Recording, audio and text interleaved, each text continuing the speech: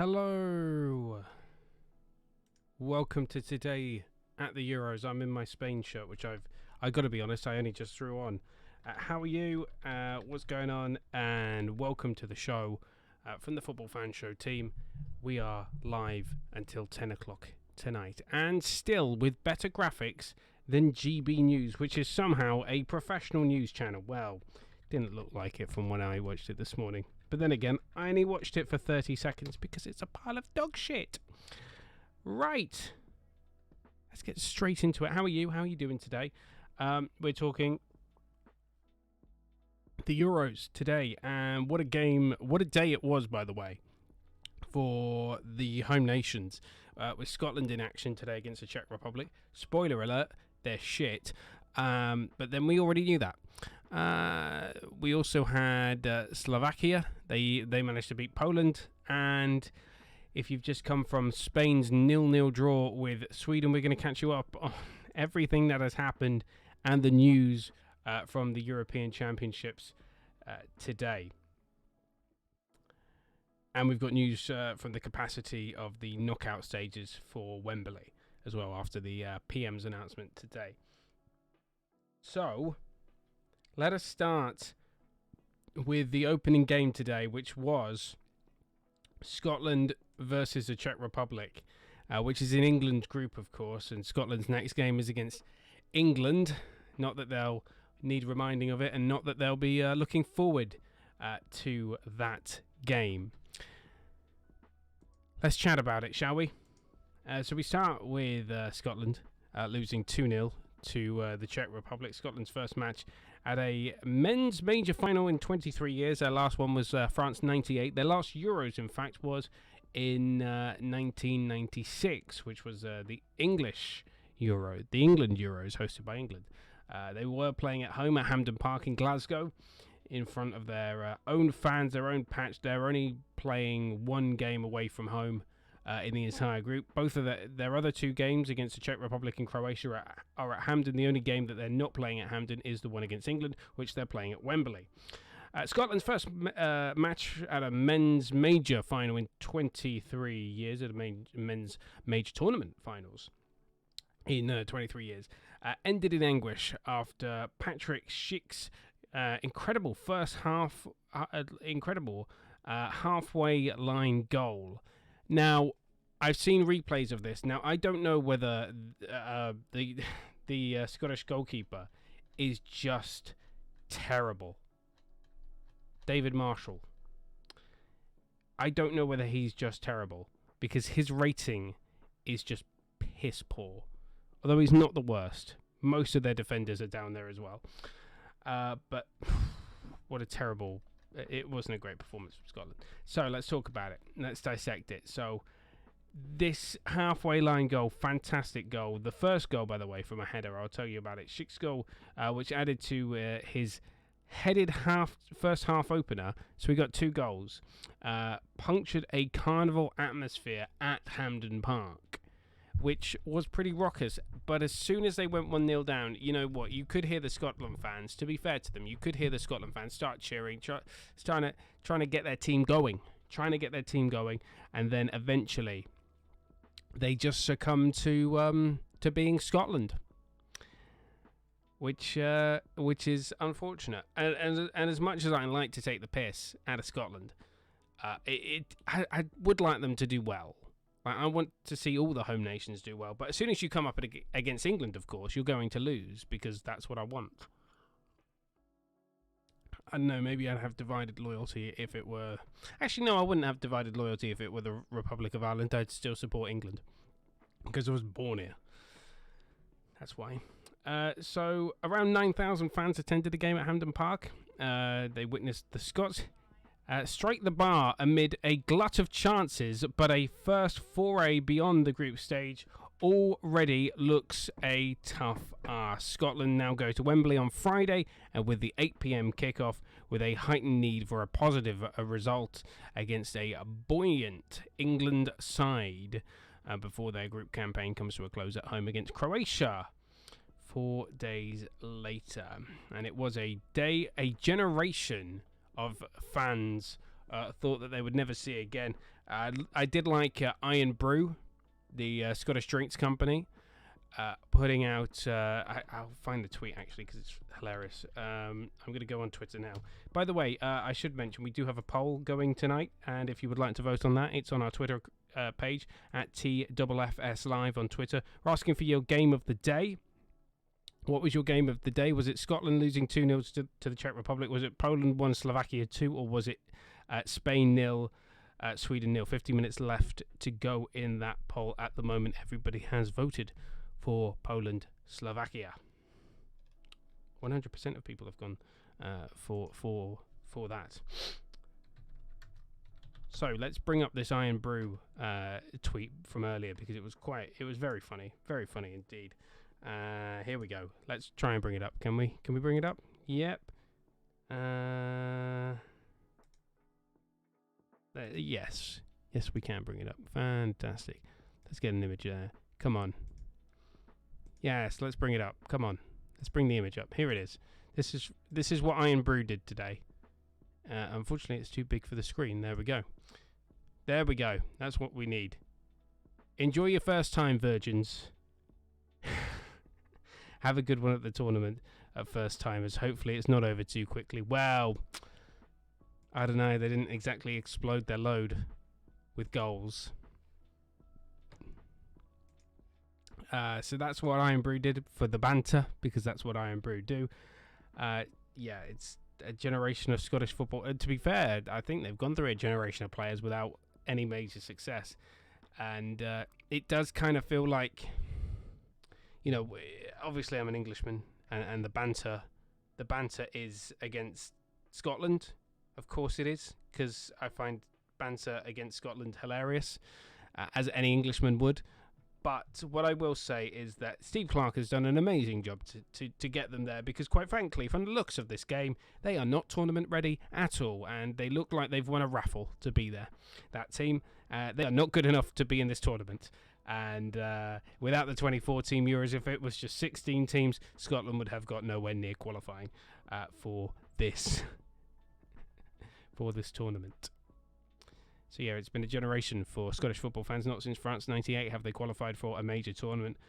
Whilst the revelry in the build-up lasted for hours as supporters trickled into Hampden Park, a nervous tension was palpable throughout the place, and there are some things, some Euro 2020 branding just cannot hide. From videos of the team bus arriving, news that Kieran Tierney was out injured, nerves were just jangling everywhere, and a blistering start from the Scots served steady the ship amid a cacophony that defied the quarter-full National Stadium. Scotland rampaged out the blocks. John McGlynn's early snapshot triggered a roar from the crowd. Every booming run and cross from Andy Robertson had the crowd on their feet. But slowly, as the Scots were forced back, the nervousness and the Czech confidence grew, and David Marshall was forced into an early save, a warning shot of what was to come. And as we've said, you know, the Czechs did win 2-0, and this is obviously this is analysis of the game in a little bit more detail. But slowly, as the Scots were forced to break back, the nervousness and the Czech confidence grew. David Marshall forced into an early save and a warning shot of what was to come. Clark's side roared back with courage and belief befitting a team who had held their nerve in two shootouts to get to this stage. Of course, they won the penalty shootout. If you have forgotten, to qualify for the Euros, which was an amazing achievement, and obviously, as I say, it is their first tournament since France '98. So it's nice to have Scotland there, but obviously they're not going to be there for very long.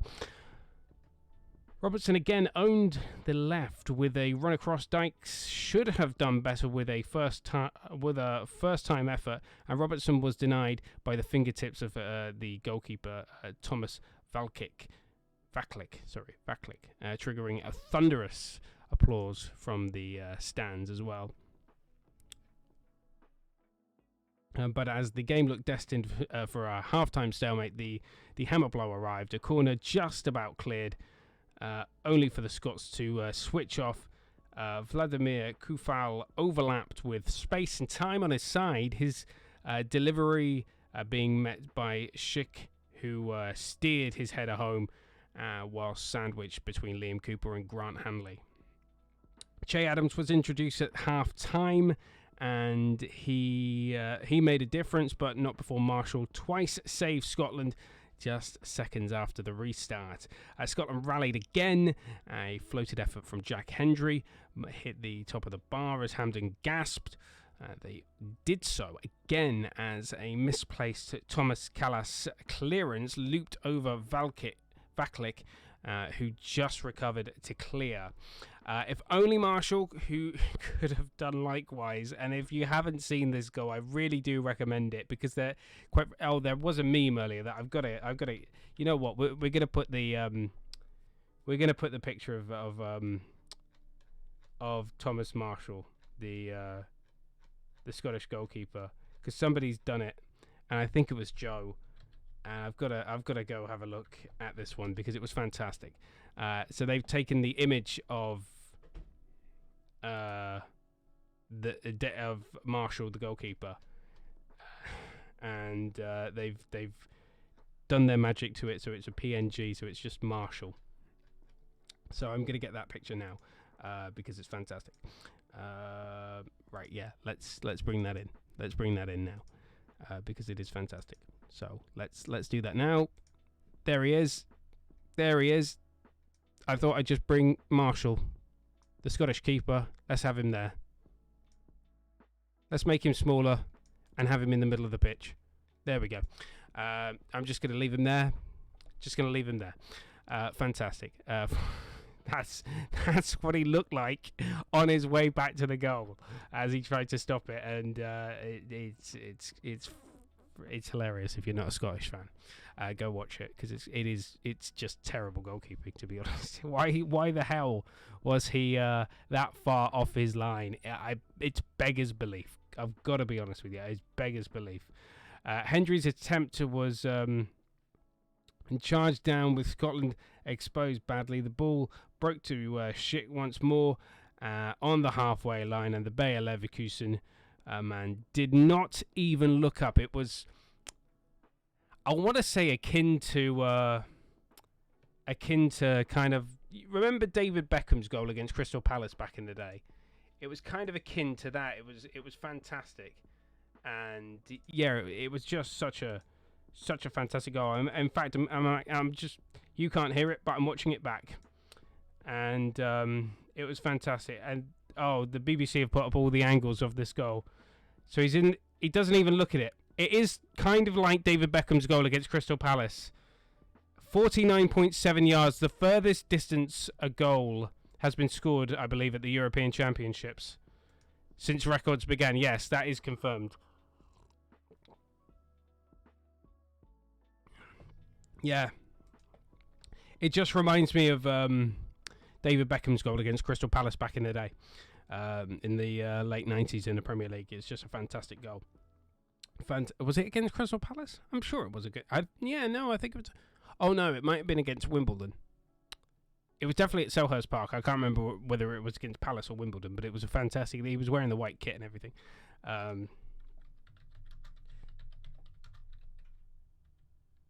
Halfway...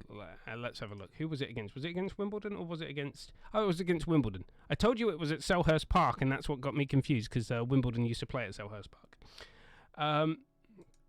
The hosts came again and again in search of a lifeline, and Armstrong. An Armstrong effort looped just over whilst Dykes missed twice. 23 years of pain are over. A new feeling of angst is just about to settle in. So can it change at Wembley? No. I'm just going to be very blunt. Scotland are not good enough to be in this competition. They'll get a participation trophy. Although, I don't think Croatia are looking particularly special, considering that they're relying on, 35-year-old Modric to bring them the difference. I think I think if Scotland are going to win a game, they're going to beat Croatia. But and with the best third place teams going through, the four best third place teams, one win could legitimately get you into the last 16 of the competition. But the Czech Republic have started magnificently, and I've got to say, after watching the Czechs today, I'm a little bit nervous about England playing them, because if England are going to mess up at some point, to be honest, I'd rather it be in the group stage against Czech Republic. But obviously, who we're playing last. So if we beat Scotland, we go through, and then we face the Czech Republic. And I could see that game ending either 1-0 to the Czech Republic or in a 0-0 draw. Let's be honest with you. So that was the opening game of the day. Scotland losing 2-0 to the Czech Republic at Hampden Park. Let's just withdraw from that for the moment and remind you, by the way, that the 2 goals came from Sheik for the Czech Republic. That stunning goal on the halfway line, that second goal, that first goal, that header. Go check out the halfway line goal. It reminds me of David Beckham against Wimbledon at Selhurst Park. Sorry, I thought it was Crystal Palace. It was at Selhurst Park because Wimbledon used to play there. So I naturally thought it was at Crystal Palace, but I forgot Wimbledon used to play there. Moving on. And it is Poland-Slovakia in the second game of the day that was played. And by the way, I will just give you a quick update on our poll. At the moment, still Poland-Slovakia winning this one. Might be our game of the day, because you can vote for it. Go over to our Twitter account at TFFS Live. On Twitter, Slovakia gained a shock victory. I say a shock victory over a 10-man Poland in European Championship Group F opener in St. Petersburg in Russia. Milan Skriniars. For God's sakes. Milan Skriniars. I'm going with that one. Fine low. I'm just shit with names. Fine low shot on the turn from the edge of the penalty area. Secured the 3 points for Slovakia, a country ranked 36th in the world. 36th in the world. They had taken an earlier lead when the ball bounced off the post and rebounded off the Polish goalkeeper Wojtek Szczesny after a fine run and a shot from Robert Mack, who I have not seen the own goal, so I'm going to watch it now and give you my honest reaction, because I was on the radio at the time this game was being played. Oh, that's unlucky. Here we go. That is unlucky. Oh, that's so unlucky for Wojtek Szczesny. That's so unlucky. Robert Mack with the goal. So he saves it. The ball flips up, hits the post and goes in. It looks like. Hang on, let's have a look at this. This angle's better. Yeah, so it hits. Oh, that's unlucky for Wojtek Szczesny. So he goes to save it. It rolls underneath him, but it hits the post. So it hits the post, then deflects off him and goes in the back of the net. That is unlucky. That is unlucky for Wojtek Szczesny. That made it Slovakia 1, Poland 0. They had so a lovely one-touch move, calmly finished by Karol Lenity, brought the Poles level earlier in the second half, but the 62nd minute dismissal of Polish midfielder Greg Ors. Oh, for goodness sakes, I'm just really shit with names. I'm just sorry. Chiwak. Oh, for God's sake, just turning me into a meme. For a second booking, changed the momentum of the match. Skriniar and Slovakia took full advantage 7 minutes later. They lead Group E after the first round of matches, and we'll talk about the second match later. But Poland reached the quarterfinals, of course, of Euro 2016, losing to eventual winners Portugal on penalties, and now need to beat either Spain or Sweden to have any chance of progressing in this group. Let's talk about that final game then tonight. And anybody else bored? Anybody else bored?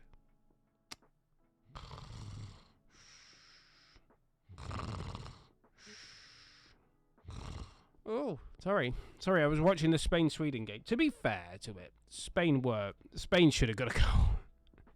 Spain's one problem is they can't finish. And, yeah, it just looks like they can't finish. And that's just going to be a problem for them. Spain endured a frustrating opening game in Euro 2020 as they failed to make their near-total dominance pay against a rigid and stubborn Swedish side, and they were playing on home turf in Seville. Luis Enrique's side had the vast majority of possession and territory in the match, which at times resembled a succession of attack versus defence, but were unable to take advantage of the good opportunities their build-up play yielded. Now, what needs to be said about the Spain team is that this squad has nowhere near the quality of the team that won in 2008 and the World Cup in 2010 and then the Euros again in 2012. This team has nowhere near that quality. So right now, Luis Enrique is playing to that team's strengths. And going forward is not where their strengths lie. The best chance fell to Alvaro Morata, who was allowed in on goal by a fluffed attempted clearance by Marcus Danielsson, but side-footed, his shot went wide, and Danny Olmo also saw a close-range header tipped around the post by Swedish goalkeeper Robin Olsen, and Koke sliced an effort off target from inside the box. Sweden's best chance fell to La Liga youngster and young player of the year Alexander Isak, who muscled his way in for a shot that deflected off a Spanish defender, hit the post, and looped straight to the grateful arms of Unai Simon. Isaac also fashioned a great opportunity for his partner Marcus Berg, who somehow managed to steer. That scared the shit out of me. Thank you very much for for subscribing. That scared the shit out of me. So yeah, where was I? Before that scared the shit out of me. So we were talking about this opportunity that Sweden had. Sweden's best chance fell, as I said, to Alexander Isak, who muscled in a deflected shot off a Spanish defender, hit the post and looped straight back out to the Spanish goalkeeper. Isak also fashioned a great opportunity for partner Marcus Berg, who somehow managed to steer a shot from the near point-blank range wide at the back post. The result will do little to lift the downbeat mood of some of the Spanish public, who have seen their preparations for their national side overshadowed by the fallout of positive COVID tests for 2 players and squad selection controversy. And as I said, this is not the greatest. This team is nowhere near the quality of 2012, of 2010, of 2008. Nowhere near the quality. They're playing to their strength, and quite frankly, if that's as good as Spain are going to give, they are heading straight out this tournament. Office Nike, who just subscribed, who's just started following, thank you. He says Spain might lose. I assume you mean they might get dumped out of the tournament. That's a very realistic possibility as we go through Group E. Obviously, only one group to play now, and that is Group F, which includes France, Germany, Hungary, and Portugal, the defending champions. The Group of Death, as it's being dubbed. You gotta feel sorry for Hungary in that situation. So, team news on the way for those matches. Slovakia topping this group. If Slovakia can beat Spain or just get a point, you've got to feel nervous for Spain. And I'm in my Spanish shirt. Not that I'm a Spain supporter, but still, you've got to feel nervous for Spain if they cannot beat Slovakia, for instance. So, I think Sweden. I'm surprised Poland lost because they do have quality, but and obviously they've got Robert Lewandowski, who is a game-changing player. But you know what? If Slovakia can get a point against Spain and potentially beat Sweden, they'll win the group and knock Spain out. It's going to be funny to see who finishes second. I obviously fully expect Spain to beat Poland and Slovakia. But if Slovakia and Poland have watched tonight's game, they've seen the way they've seen the way Sweden have played, and they think, if we can replicate that, we've got a good chance of getting scalping a point against Spain, which would be fantastic.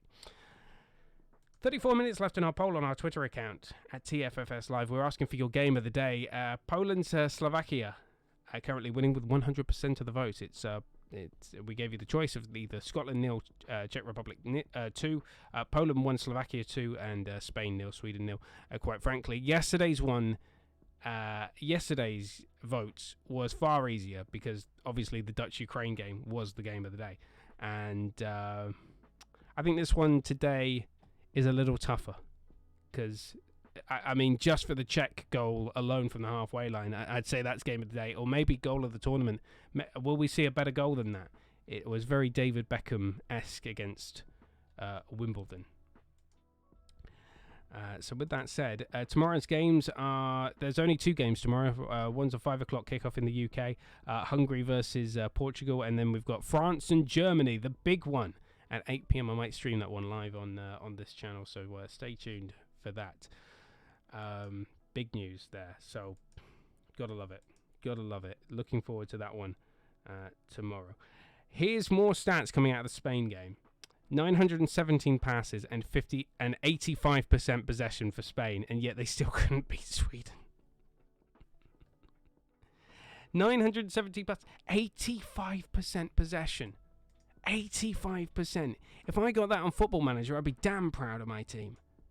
And I've just managed Mexico to win the Copa America, so I don't know. So Euro news.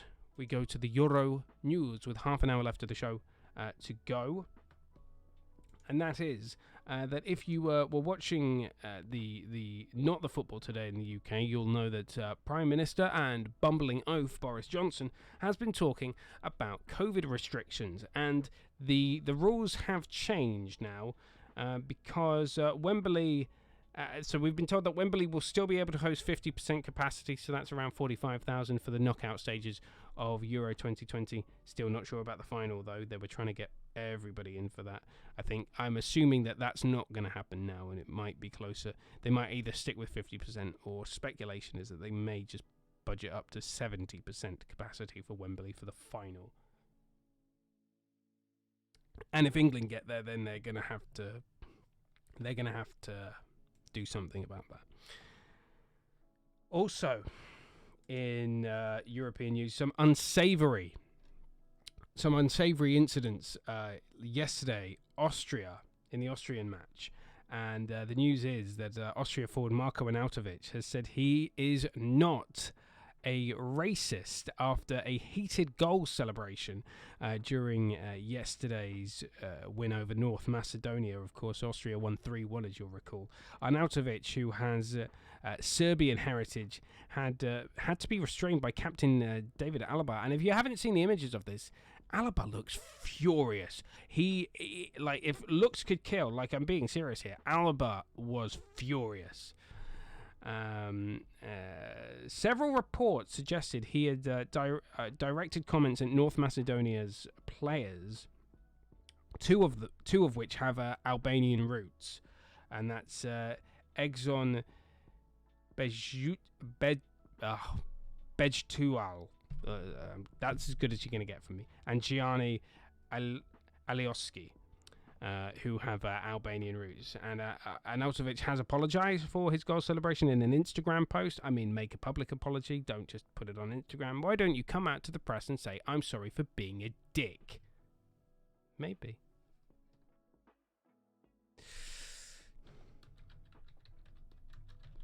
Yeah, why doesn't he just come out and say, sorry for being a dick? I'm just going to send somebody a message on the chat. So he wrote on this official post,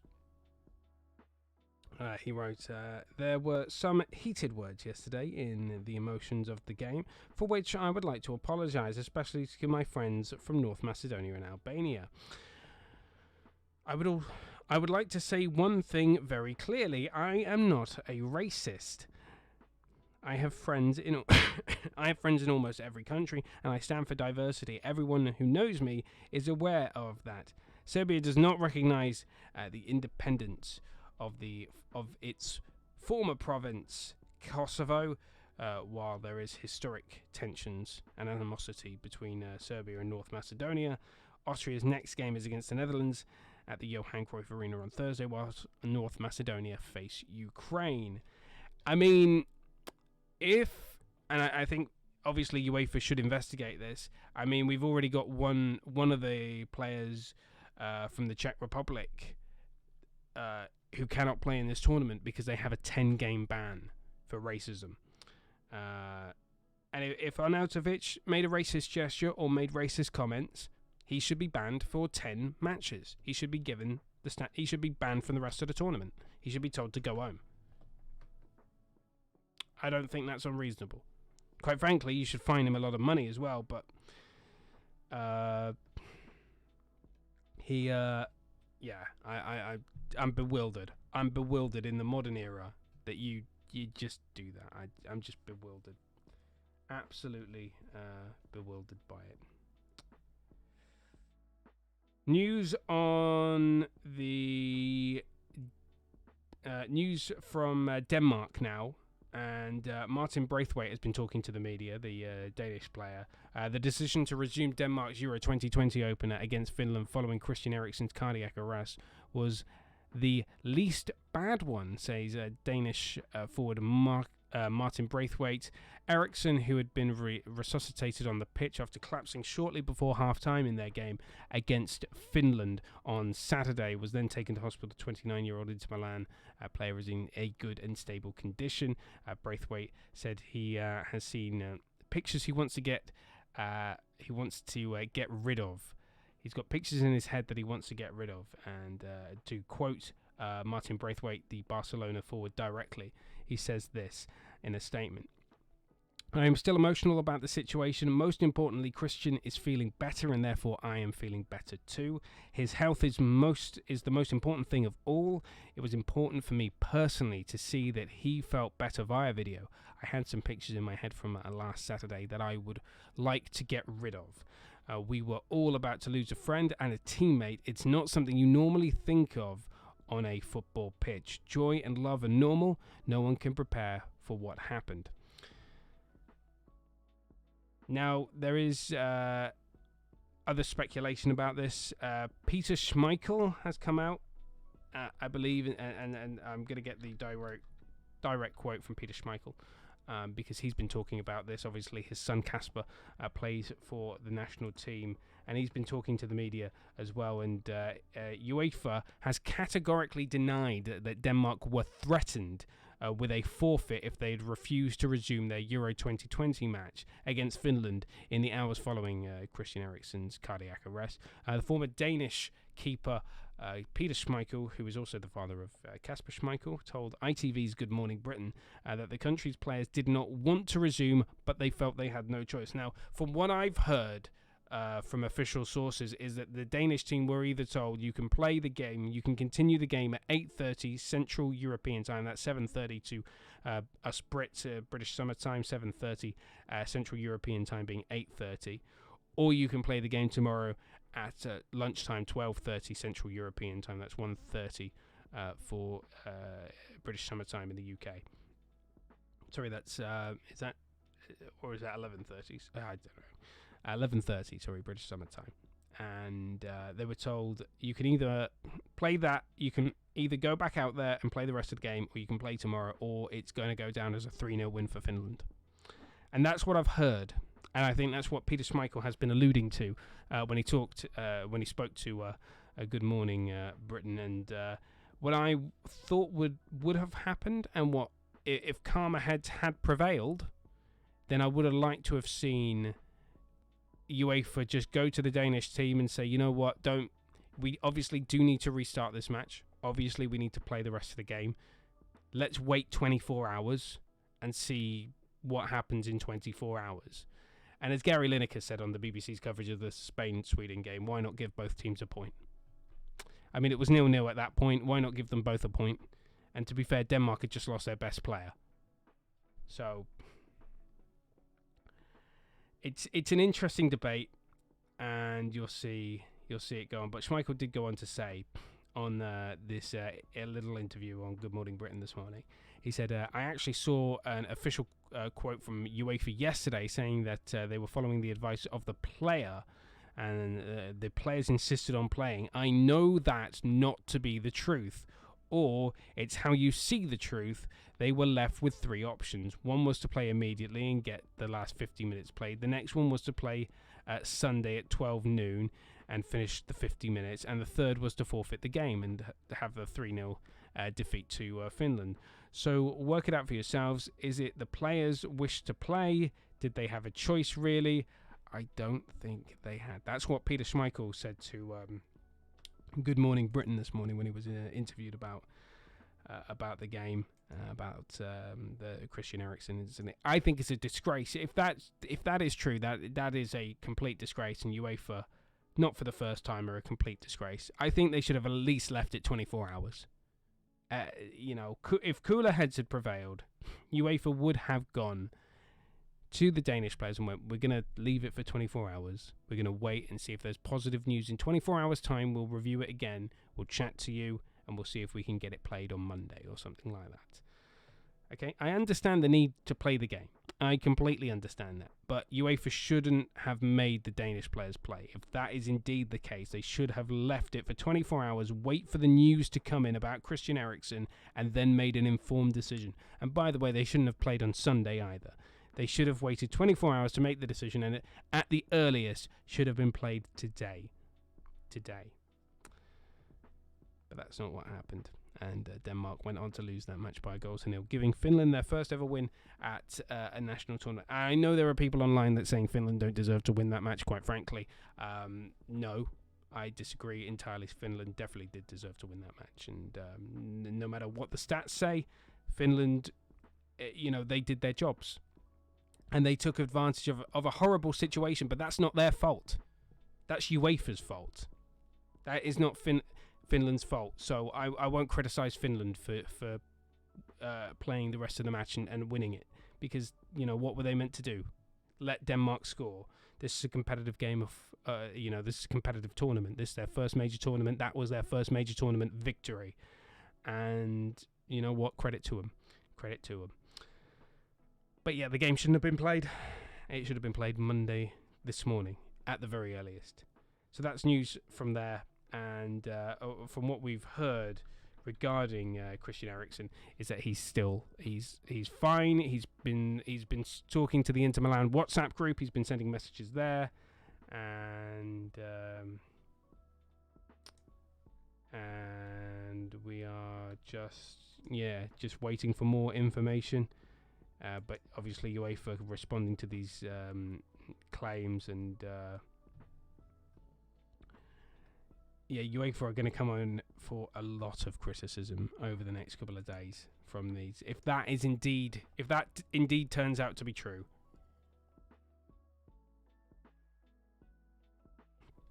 they have a lot to answer for. All right, let's look at team news for tomorrow, and we were going to try and do 2 of these a day. I think we're only going to do 1 a day now. We'll see if I do a live show tomorrow from 12. It might only be half an hour long, and it might just be team news, but we'll see. Let's look ahead to tomorrow's matches, because of course the big game tomorrow is France versus Germany at 8 o'clock in Group F, live from Munich and the Allianz Arena. Looking forward to that one. Karim Benzema and Antoine Griezmann are both fit to play for France in their opener. The pair emerged from Les Bleus' final friendly win over Bulgaria last Tuesday with injuries, a dead leg for Benzema and a calf issue for Griezmann. The German midfielder Leon Goretzka will miss the game as he continues to recover from an injury.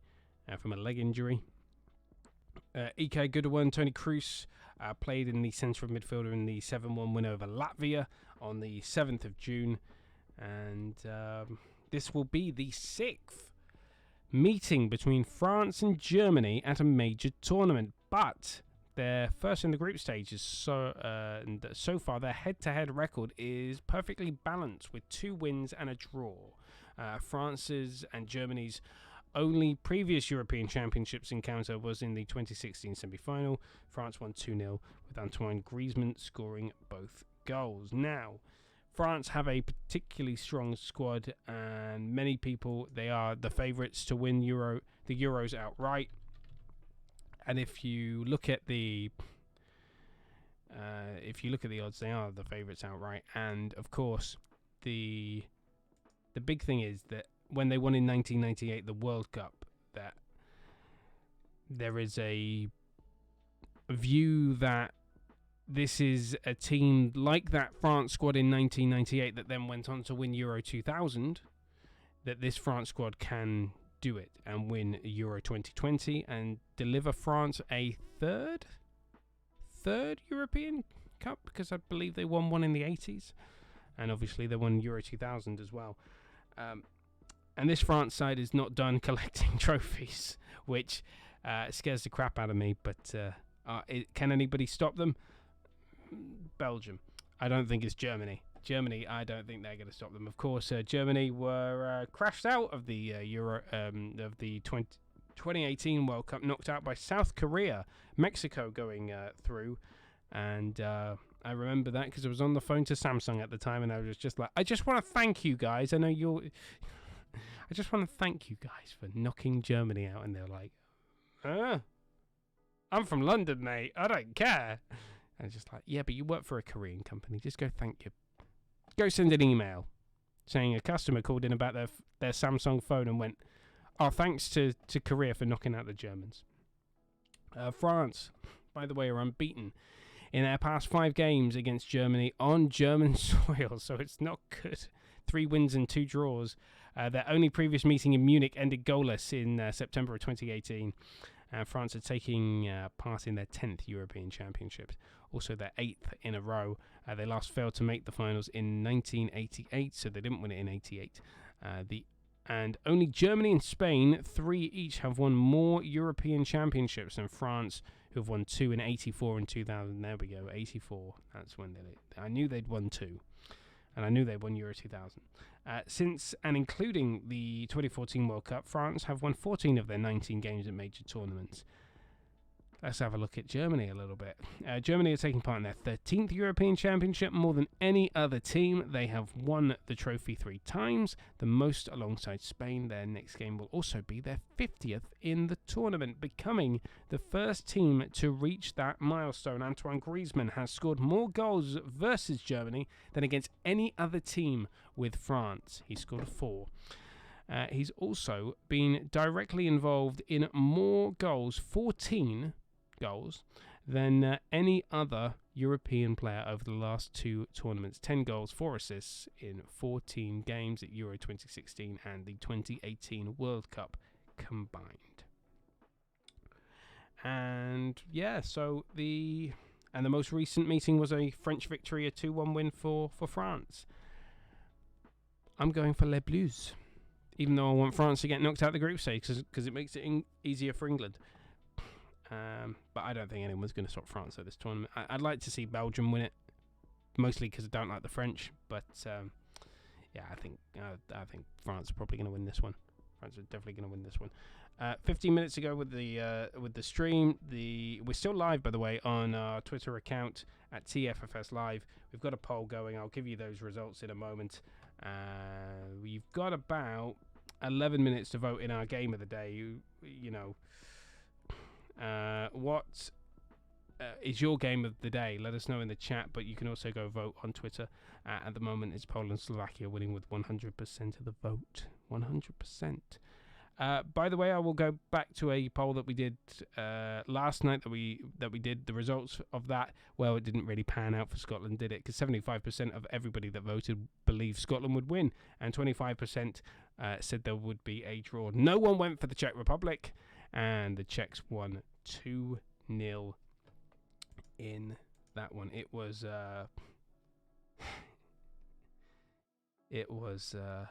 lovely. Scotland's next game is against England. Czech Republic's next game is against Croatia. And we'll have a look at the fixtures. We've got Hungary and Portugal tomorrow, so let's have a look ahead to that one as well. Portugal begin their European Championship defence, and they're away on Hungarian turf. It's Budapest that is hosting this match, so Hungary are at home. And Hungary have historically been, I guess, kind of like Austria in a sense that they've been perennial underachievers, if I use the correct terminology. Perennial underachievers in the fact that they have produced world-class players in the past, truly world-class players. They are trying to get back to that age. They're making the right investments, allegedly, into their game that they need to make, like a national performance centre like we saw with England. Because every major country has their own performance centre. Like Germany have it, France have one, Spain have one, England have St George's Park. So we're starting to see more and more countries kind of adopt that model because they've seen it work for other nations. Now, I don't think that's the real reason why all these teams are doing so much better and why they've produced so many good young players, but it helps. And if they want to believe that, then let them believe that. Forward Cristiano Ronaldo, who's 36, and defender Pepe, who's 38, are amongst the squad for Portugal who won Euro 2016. Portugal's preparations were disrupted on Sunday when Manchester City defender João Cancelo, I should say, tested positive for COVID-19 and was replaced in the squad by Manchester United's Diogo Dalot. The group F also contains, obviously, France and Germany. Let's have a look at the head-to-head facts on this one. Hungary were in the same group as Portugal at Euro 2016 and ended up topping it after a thrilling 3-3 draw with the eventual tournament winners. There is no chance Hungary will finish top of Group F. Well, you say that. This article says there is no chance Hungary will finish top of Group F. Stranger things have happened. I mean, there is no chance. I mean, the article is right. There is no chance Hungary will finish top of the group. They're going to finish last. But then again, I didn't think Finland would beat Denmark. I thought Finland were going to be the whipping boys of that group. But they got their win. So this article says there will be no chance. I'm not saying that. That's this article. But they won't finish top of Group F. Obviously, that'll be France or Germany, whoever wins that match. And on paper, this talented Portugal side should have too much for them. But the game is being played in Budapest, so what do we think? What do we think on that one? Maybe it'll be a draw. We'll do that poll in a minute. We'll write that poll for tomorrow. The head-to-head then. This is the third meeting between these two sides at a major tournament after the World Cup in 1966 and Euro 2016. 40, is that 40? 40 years? No, 50 years, sorry, in between playing each other. The two previous games have produced 10 goals, 3-1 to Portugal in 1966, and of course that 3-all classic in 2016. Fantastic. Portugal have never lost against Hungary. They've won 9, drawn 4. Let's look at the Hungarians, because Hungary have qualified for back-to-back editions of the European Championships, having only played in 2 of the previous 14 tournaments, that being 1964 and 1972. Hungary remained unbeaten in the group stage in their last appearance, with 1 win, 2 draws in 2016, but have just won 2 of their last 8 matches in the competition. Drew 2, lost 4. And only 2 of Hungary's 11 goals in the European Championships have come in the first half. So don't expect much in the first half from Hungary.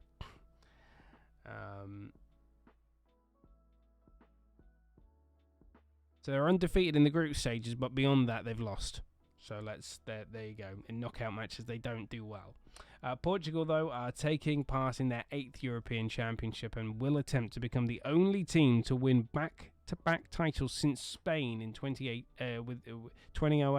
2008, and 2012. They're the only team to have won back-to-back Euros, I do believe, 2008 and 2012 for Spain. Portugal are the only team to reach the knockout stages in each of their last 6 editions of the Euros, a run stretching back to 1996. Oh, where was that hosted? It's coming home. Portugal have always progressed from the group stage 7 out of 7, a perfect track record of getting out the group stage. Not including penalty shootouts, Portugal are unbeaten in their last 11 games in the European Championships, with their last 2 defeats in the competition coming against Germany in June 2008 and June 2012. Only Spain have embarked on a longer run without defeat in the history of the tournament, 14 games from 2008 to 2016, where they won 11 and drew 3. There is a fantastic video currently on YouTube. I'll link it tomorrow, and it's all about the Greek side that beat Portugal in their own backyard in the 2004 European Championships. Well, I mean, I sort of remember watching that match and being incredibly bored by it because the Greeks did not play great football. They did not press. They just played very defensively. And that's how they won the 2004 European Championships. So that's tomorrow's games. It's It's Hungary versus Portugal at 5 o'clock. France versus Germany at 8.